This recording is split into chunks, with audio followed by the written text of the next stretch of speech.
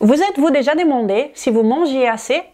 Il y a généralement des signes physiques comme une faim constante ou une irritabilité qui montrent que vous ne mangez pas suffisamment. Atteindre et maintenir un poids idéal, un poids de base, peut être très compliqué, surtout dans notre société actuelle où nous pouvons trouver de la nourriture 24 heures sur 24 et que les conseils pour perdre du poids que nous retrouvons autour de nous sont complètement à côté de la plaque. Cependant, ne pas manger suffisamment de calories peut également être un problème, que ce soit en raison d'une restriction alimentaire intentionnelle, quand vous faites une diète pour perdre du poids, ou lors d'une diminution de l'appétit, ou d'autres raisons. En fait, ne pas manger assez régulièrement peut entraîner un certain nombre de problèmes de santé mentale, physique et émotionnelle, et même rendre la perte de poids impossible. Et c'est exactement ce que je vais vous montrer ici aujourd'hui. Je vais partager avec vous 9 signes qui montrent que vous ne mangez pas assez. Si vous appréciez ce genre d'informations, alors je vous invite à me laisser un pouce en l'air car cela me motive énormément. Et commençons tout de suite. Bonjour à vous, comment allez-vous? J'espère que vous allez bien. Je suis Renata Barcelos, la fondatrice de maigredefinitivement.fr et la responsable du code Maigre Définitivement. Mais plus important que cela est que je viens ici toutes les semaines, sans faute, pour partager avec vous les vérités sur la perte de poids, la santé et un style de vie sain. Et le tout à 100% basé sur le meilleur de la science pour vous aider à transformer votre cœur et votre bonne forme physique. Et donc, sans plus tarder, je vous montre quels sont les 9 signes qui montrent que vous ne mangez pas assez. Je vous montrerai également ce que vous pouvez faire pour améliorer, voire résoudre ces problèmes. Numéro 1. Faible niveau d'énergie.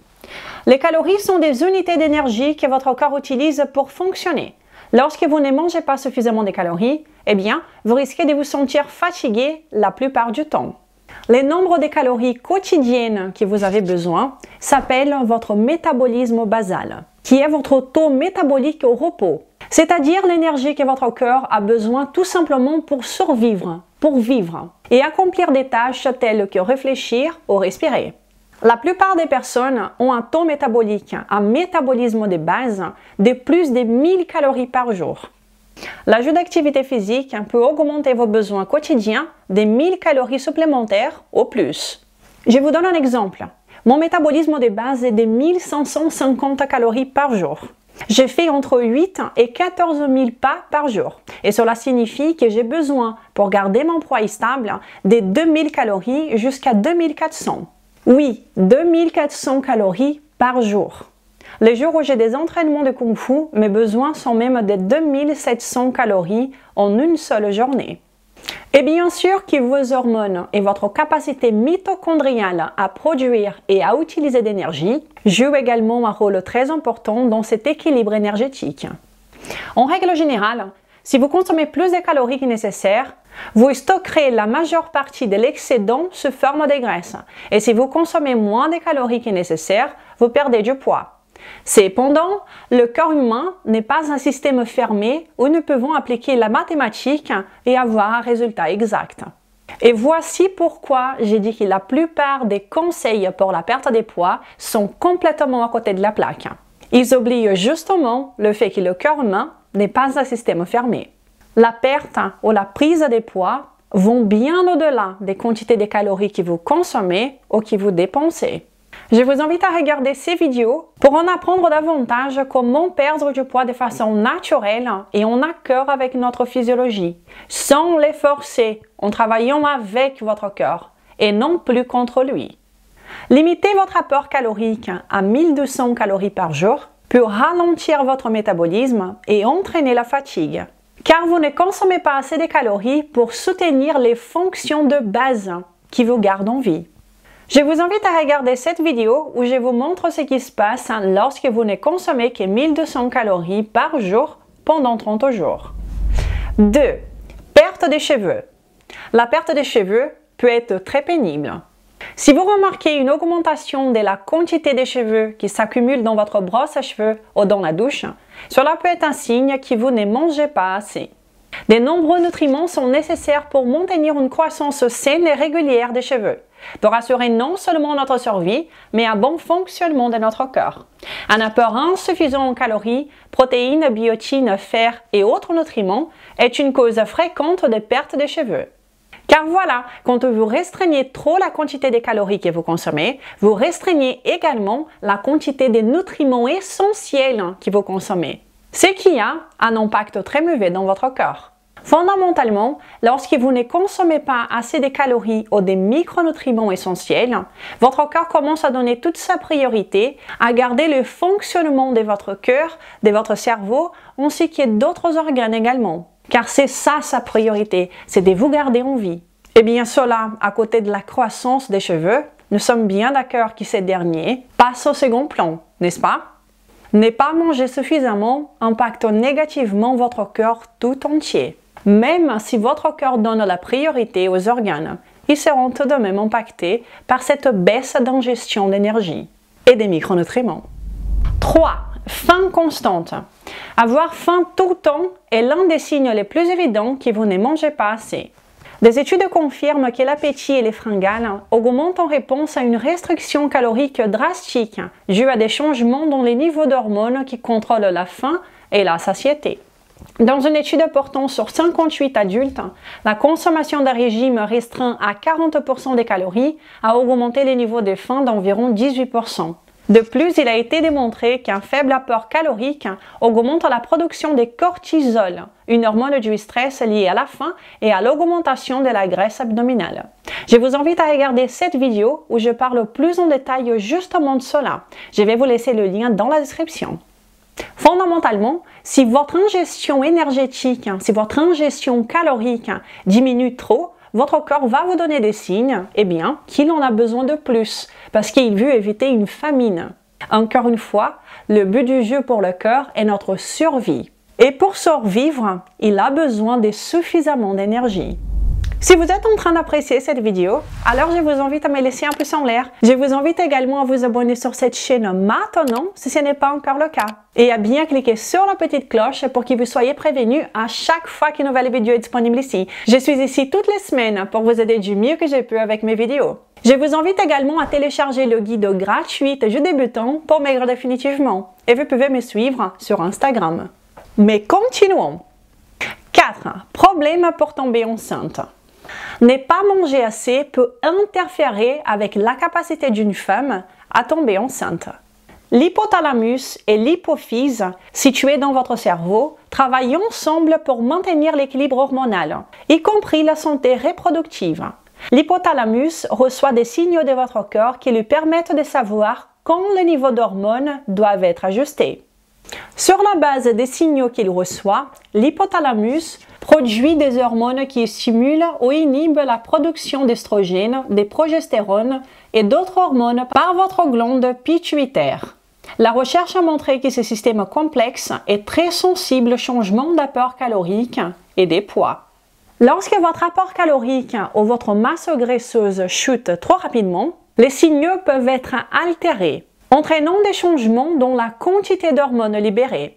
Sans le bon équilibre d'hormones de reproduction, la grossesse ne peut pas avoir lieu.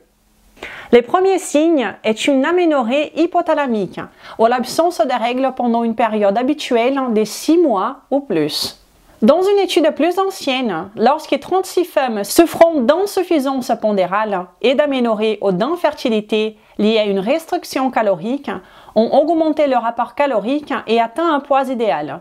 90% ont commencé à avoir leurs règles et 73% sont tombés enceintes. Si vous essayez de concevoir un bébé, je vous invite à avoir une attention toute spéciale à votre alimentation, à consommer assez d'énergie et assez de micronutriments essentiels, ainsi que de donner votre priorité à la consommation des vrais aliments et éviter le plus possible la consommation d'aliments raffinés et transformés. 5. Problème de sommeil. Il a été démontré que la privation de sommeil entraîne une résistance à l'insuline, l'augmentation du cortisol et une prise de poids dans des dizaines d'études.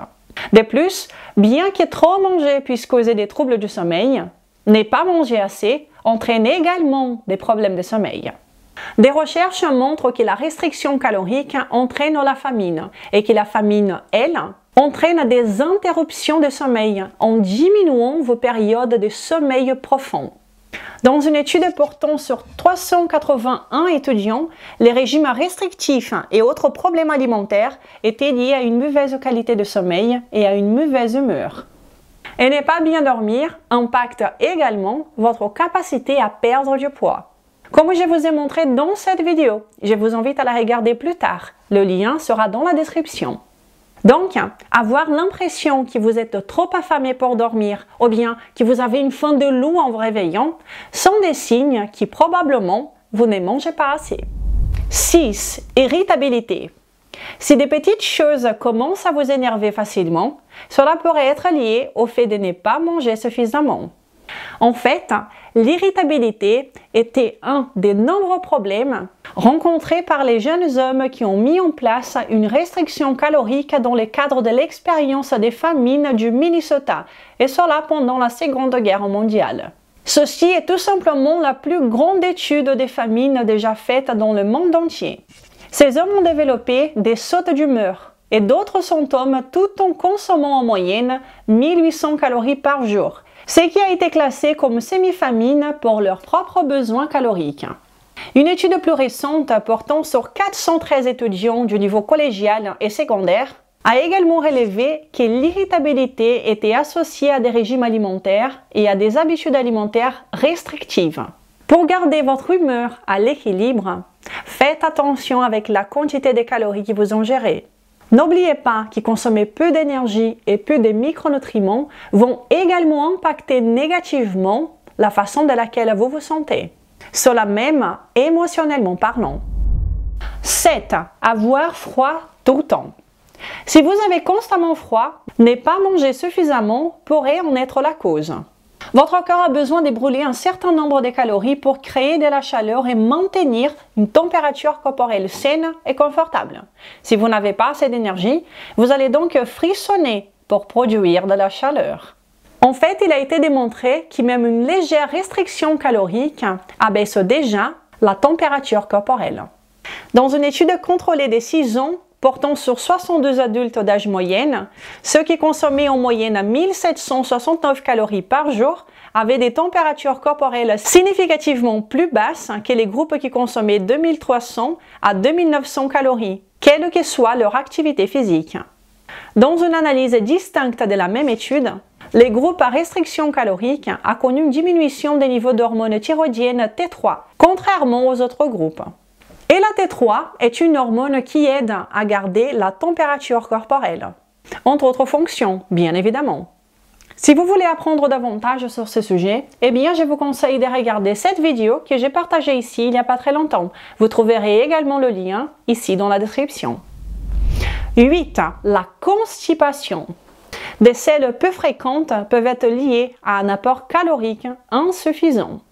Et cela n'est pas une surprise, car consommer moins de calories, moins d'aliments, entraînera à moins de déchets dans votre tube digestif. La constipation est généralement décrite comme en ayant moins de 3 selles par semaine ou ayant des petites selles dures difficiles à évacuer. Ceci est très fréquent chez les personnes âgées et peut être aggravé par une mauvaise alimentation. Cette étude portant sur 18 personnes âgées a révélé que la constipation survenait le plus souvent chez ceux qui consommaient pas suffisamment de calories. Cela était vrai même s'ils mangeaient beaucoup de fibres, souvent considérés comme les facteurs les plus importants pour le bon fonctionnement de l'intestin. D'ailleurs, j'ai une vidéo surprenante sur ce sujet de la constipation et le rôle des fibres. Je vous invite à la regarder plus tard. 9. L'anxiété. Bien que le régime lui-même puisse entraîner des sautes d'humeur, une anxiété pure et simple peut survenir en réponse à un apport calorique très faible. Dans une vaste étude portant sur plus de 2500 adolescents australiens, 62% de ceux qui faisaient le plus de diètes pour perdre du poids ont signalé des niveaux élevés de dépression et d'anxiété. L'anxiété a également été observée chez les personnes en surpoids qui suivent un régime très hypocalorique. Dans une étude contrôlée portant sur 67 personnes obèses qui consommaient 400 ou 800 calories par jour pendant 1 à 3 mois, environ 20% des personnes des deux groupes ont signalé une anxiété accrue. Pour minimiser l'anxiété lorsque vous essayez de perdre du poids, assurez-vous de consommer assez d'énergie, consommez des vrais aliments. Et n'hésitez pas à consommer des poissons gras qui sont riches en oméga 3 qui vont vous aider à lutter contre l'anxiété. Une autre façon d'éviter l'anxiété lorsque vous êtes dans un processus de perte de poids, c'est de ne jamais trop faire des jeûnes intermittents. Le jeûne intermittent est super bien quand il est fait comme il est supposé être fait, de façon intermittente et non pas continue. Mais comment alors savoir si je mange assez? Eh bien, c'est simple. Vous devez calculer quel est votre métabolisme basal et estimer les calories que vous dépensez selon votre activité physique. De plus en plus souvent, je reçois des mails, des messages, des commentaires même ici sur cette chaîne, des personnes qui mangent très peu et qui n'ont aucune idée de cela. Je ne pense pas que ce soit nécessaire de tout calculer tout le temps, mais je pense que c'est une bonne idée pour vous de savoir où vous en êtes et comment établir la bonne stratégie pour vous pour atteindre vos objectifs. Et comment manger pour avoir assez d'énergie et des nutriments essentiels? Si vous m'y suivez ici depuis quelque temps, eh bien, vous connaissez très bien la réponse. C'est en suivant une alimentation forte, une alimentation qui soit basée sur la consommation des vrais aliments, et où nous évitons la plupart du temps la consommation d'aliments transformés et raffinés. Car c'est ainsi que votre corps aura tout ce dont il a besoin. Je vous invite à regarder cette vidéo où je parle justement de cette alimentation qui révolutionne la vie de ceux qui la suivent.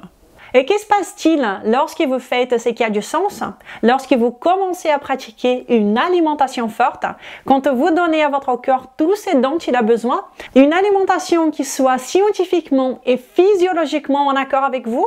Eh bien, vous avez de très bons résultats. Comme nous montrent les cas de succès d'aujourd'hui.